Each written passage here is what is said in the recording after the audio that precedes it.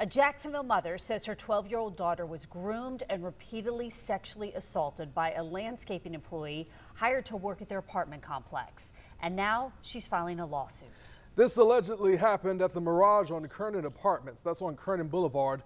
The lawsuit claims multiple agencies failed to keep her family safe from a man who is a registered sex offender and a convicted killer. Our Sydney Deshawn is joining us tonight, and Sydney, attorneys along with the mother are demanding accountability. Yes, Anthony, and the big question they have is, how was this man with such a long and violent history ever allowed to work in a place with children around? Now the mother and her attorneys are urging apartment complexes and companies to do thorough background checks, hoping what happened to her child never happens to another family. Every time we pass this location, a painful reminder of the moment that changed our lives forever. This apartment complex was once home for a Jacksonville family. Now it haunts them. My daughter is now a victim of abuse because basic safeguards were not put in place. They asked not to be identified for protection. The lawsuit they filed in December names 4 companies alleging negligence that let a convicted killer and registered sex offender prey on their 12-year-old daughter.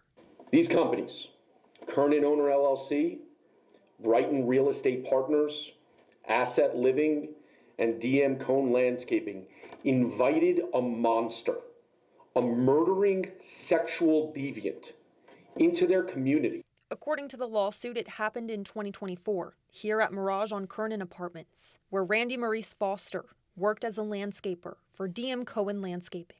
State records show Foster spent 14 years behind bars for burglaries and robberies, then 20 more years for the 2002 death of a teenage girl in Jacksonville. The arrest report says she was strangled and dragged from his home and left in a yard. After serving his sentence, the lawsuit says he landed the landscaping job and was working at this apartment complex when police say he met the 12-year-old. The arrest report says she told police he called her pretty, then asked for her TikTok. Investigators say he sexually assaulted her twice in his truck and once inside her apartment over the span of several weeks. He preyed upon a child.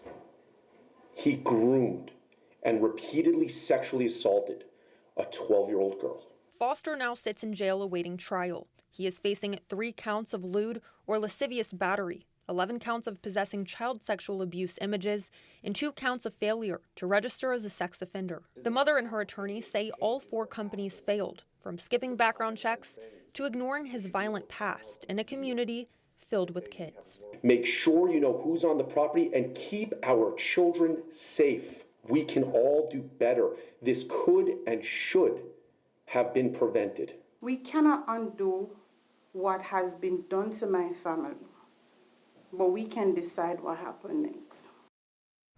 Now, I did reach out this afternoon to all 4 companies named in the lawsuit, and we did stop at the addresses listed online for the landscaping company, but we were not able to reach them. Only Brighton Real Estate Partners got back with me. They call the allegations abhorrent and contrary to their values, but say it happened before they took over management of the apartment complex. They also say they require vendors to run thorough background checks verified by third parties. Foster's next court date is set for March 5th. Anthony.